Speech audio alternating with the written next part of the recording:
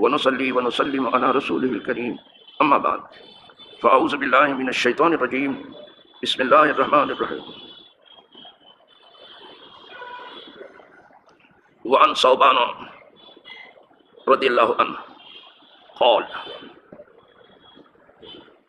كان رسول الله صلى الله عليه وسلم انصرف من صلاته إذا انصرف من صلاته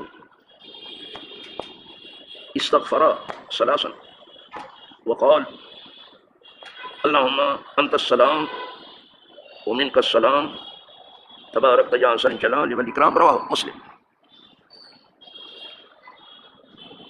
حضرت ثوبان روایت کرتے ہیں، بہت بڑے عاشق رسول ہیں۔ کہتے ہیں جب حضور نماز سے فارغ ہو جاتے تھے تو 3 بار استغفار کرتے تھے، استغفر اللہ۔ اب یہ تو استغفار کا کلمہ ہے، اس کو کتنا لمبا پڑھتے تھے حضور والا کلمہ، اس طرح استغفر اللہ الذی لا الہ الا هو الحی القیوم واتوب الیہ، یہ بھی ہے استغفر اللہ ربی من کل ذنب اذنبته عمدا او خطا سرا او علانیہ واتوب الیہ من الذنب الذی اعلم من الذنب الذی لا اعلم انک انت علام الغیوب ستار العیوب غفار الذنوب ولا حول ولا قوۃ الا باللہ العلی العظیم، یہ بھی استغفار ہے، سمجھ میں آیا؟ تو صرف اتنا کہہ دینا کہ استغفر اللہ، ہمیں اللہ سے معافی چاہیے، وہ بھی استغفار ہے۔ 3 بار کم از کم حضور استغفار کرتے تھے۔ اس کے بعد کہتے تھے اللہم انت السلام ومنک السلام تبارک یا ذا الجلال والاکرام، بس اتنا۔ اے اللہ تو سلام ہے اور ساری سلامتی تجھ سے ہے، تو برکت والا ہے اور تو جلال والا ہے اور بڑا کرم کرنے والا ہے۔ ایک حدیث ہو گئی، دوسری سن لیجیے۔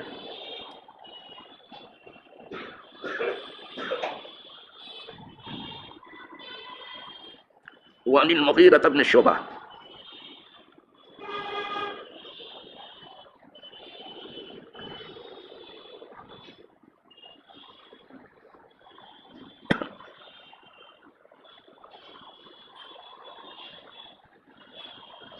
قال النبی صلی اللہ علیہ وسلم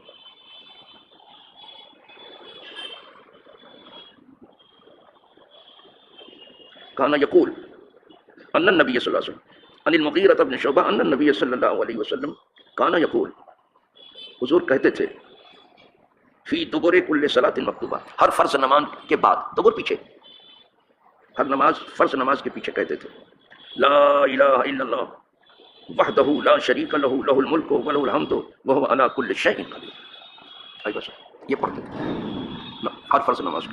میں نے پہلے بھی اشارہ کر دیا کہ افضل ذکر ہی لا الہ الا اللہ ہے۔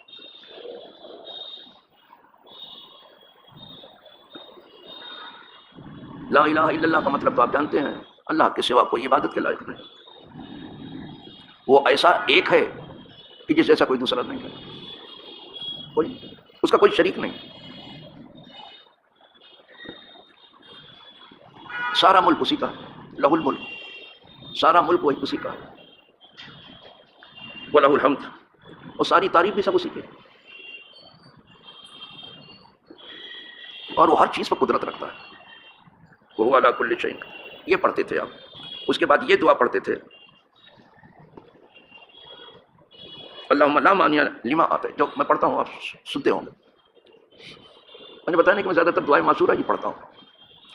اے اللہ، جسے تو دے اسے کوئی روکنے والا نہیں، لا مانے، کوئی روکنے والا نہیں، جسے تو دے کوئی تجھے روکنے والا نہیں، ولا موت یا لما منعت، اور جسے تو نہ دے اسے کوئی کچھ دینے والا نہیں، سب اس کا دیا ہوا ہے۔ لما آتیت ولا موت یا لما منعت ولا ينفع ذا الجد منک الجد، اور کسی مالدار کو اس کی مالداری نفع نہیں دیتی، سن رہے ہیں؟ ولا ينفع، کسی مالدار کو اس کی مالداری نفع نہیں دیتی، ساری مالداری سب تیری طرف سے، جب تک تو نہ چاہے کوئی مالدار اپنے مال سے نفع نہیں اٹھا سکتا، نفع نقصان سب اس کے دست قدرت ہے۔ اگر نفع ہوا تو سمجھ لیجیے اس نے کر دیا تمہارا، اور نقصان ہوا تو تم سمجھو کہ تمہاری طرف سے ہوا۔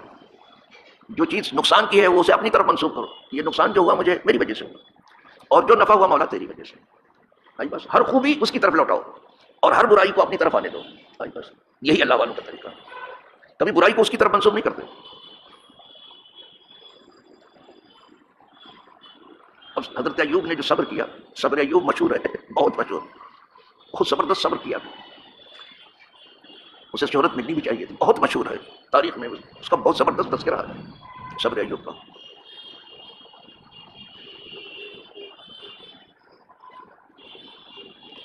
تو جب ان کی گھر والی نے کہا آپ تو خدا کے بہت پیارے بندے ہیں اور آپ رسول ہیں، آپ نبی ہیں، تو آپ دعا کیجیے ٹھیک ہو جائے گا، جو کچھ پریشانی ہے سب دور ہو جائے. تو فرمایا کہ اچھا میں نے آرام کے کتنے دن گزارے؟ انہوں نے بہت دن بتا دیے، بہت دن سے آرام سے. اور کہا تکلیف ہو تو کچھ سال بتائے، کئی سال تھے وہ. بولے تو اس کے مقابلے میں تو جو آرام کیا اس کے بدلے میں تکلیف تو کچھ نہیں. دیکھ رہے ہو ایک یہ مثال ذرا دیکھیں. لیکن جب دعا کرنے کا وقت آیا تو ذرا الفاظ دیکھیے. ایک وقت تھا کہ پھر دعا کیا آپ نے، تو انداز دیکھیے دعا کا. رب انی مسنی الضر، مولا مجھے تکلیف نے چھو لیا ہے. مس کرنا، چھو لینا، ٹچ کرنا، دور تکلیف. رب انی مسنی الضر وانت ارحم الراحمین، تو بہت رحم کرتا ہے. بس جیسے دعا کی اللہ نے تکلیف دور کر دی. یہ دیکھنا تھا کہ کب یہ دعا کرتے ہیں. بس یہ نہیں کہا کہ مولا اتنے دن تو تو نے مجھے تکلیف میں رکھا، اب ذرا ٹھیک کر دے. یہ سب نہیں کہا مجھے تو تکلیف نے چھو لیا ہے. رب انی مسنی الضر وانت ارحم، وہ کبھی بھی کوئی ایسی چیز اللہ کی طرف نہیں منسوخ کرتا. کہا یہ تو تکلیف نہیں چھوڑتے. یہی حال ہے سب کا. جس نبی کو دیکھیں گے یہی انداز ملے گا. ایک انداز آپ کو بتایا تو کسی سرمایہ دار کو اس کا مال نفع نہیں دیتا. ساری سرمایہ داری اور سارا نفع سب تو تیری طرف سے بس اللہ جسے توفیق دے دے. یہ 2 حدیث ہو گئی. کل بھی 2 ہی پڑھا تھا اور آج بھی میں نے 2 ہی پڑھا، اس لیے تھوڑا ہلکے ہلکے چل رہا ہوں کہ تھوڑا سا آپ کے ذہن میں آ جائے. آپ تو جو میں دعا برابر پڑھتا ہوں اگر غور سے سنیں تو آپ کو سب یاد ہو جائے. جو ہوشیار لوگ ہیں وہ یاد کرتے جاتے ہیں. ہم تو 2 بار سن لیتے تھے پھر اس کو یاد ہی کر لیتے تھے. اور 8ویں کلاس کے امتحان میں جو پوچھا گیا تو مجھے ابھی تک یاد ہے. حالانکہ بڑھاپے کی وجہ سے ذہن بھی کمزور ہو گیا ہے، آنکھیں بھی کچھ تھوڑا سا ویک ہوئی ہیں، بڑی مشکل سے دیکھ پاتا ہوں، بڑی دیدہ ریزی کرنی پڑتی ہے تو دیکھ پاتا ہوں. لیکن پھر بھی ٹھیک ہے ابھی پڑھ لیتا ہوں الحمد للہ. تو 2 ہی پڑھا. جتنا اس کی بارگاہ میں ادب لے کر کے اور عاجزی لے کر کے آپ حاضر ہوں گے اتنا قرب آپ کو نصیب ہو. 2 چیز ہے، ایک ادب ہے، دوسرے عاجزی ہے. پکڑ کے مت جانا بابا اور یہ کہہ کہ میں اتنا نفل پڑھتا ہوں، اتنا روزہ رکھتا ہوں، اتنا حج کرتا ہوں، اتنا عمرہ کرتا ہوں، سمجھے، اتنا خیر خیرات کرتا ہوں، یہ سب بھول جائیے. کچھ نہیں، یہ سب اس کے چائنے سے سب کرتے رہو، اس کو کچھ بھی نہ سمجھو. 2 چیز لے کے حاضر ہونا ہے آپ کو. خشوع و خضوع جسے کہتے ہیں، عاجزی لے کے جاؤ، ادب لے کے جاؤ. یہاں سے نصیبہ یاوری کرنے لگتا ہے. اسی لیے مثل مشہور ہے، با ادب با نصیب. جو اہل ادب ہیں وہ بڑے نصیب والے، اور بے ادب بے نصیب. جتنے بے ادب ہیں نا وہ بے نصیب ہے. اگرچہ پوری دنیا بھی جمع کر لے بے نصیب ہے، ان کا کچھ حصہ نہیں. تو آج بھی 2 ہی پڑھی ہے انشاءاللہ. دھیرے دھیرے آپ سنتے رہیں گے وہ دعا جو نماز کے بعد ہے. پھر آپ کو اندازہ ہوگا کہ اس میں سے اکثر میں پڑھتا ہوں، ابھی آ جائے گا کچھ دن کے بعد. تو صرف آپ آمین ہی نہ کہا کریں، اسے یاد کرنے کی کوشش کریں. آمین تو کہیں گے لیکن اسے یاد کرنے کی کوشش، دہرانے کی کوشش.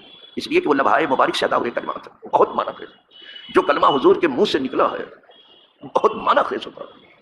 صحیح بات، اسے کسی چیز سے آپ موتیوں سے بھی نہیں تول سکتے. بہت قیمتی چیز ہے. تو آج بھی انہی 2 حدیثوں پر اکتفا فرمائیے. دھیرے دھیرے سبق کو انشاءاللہ ہم آگے بڑھائیں گے. پھر اللہ کو جہاں تک منظور ہے آپ سنیں گے، اور جہاں تک اللہ کو منظور ہے ہم سنائیں گے. اللہ ہمیں سنانے کی توفیق دے، آپ کو سننے کی توفیق دے. اللہ ہمیں اور آپ کو توفیق عمل بھی عطا فرمائے. سمجھ گئے. اور جو کچھ ہم لوگوں سے ٹوٹا پھوٹا عمل ہو رہا ہے اللہ اپنے اچھوں کے صدقوں میں اسے قبول فرمائے. وآخر دعوانا ان الحمد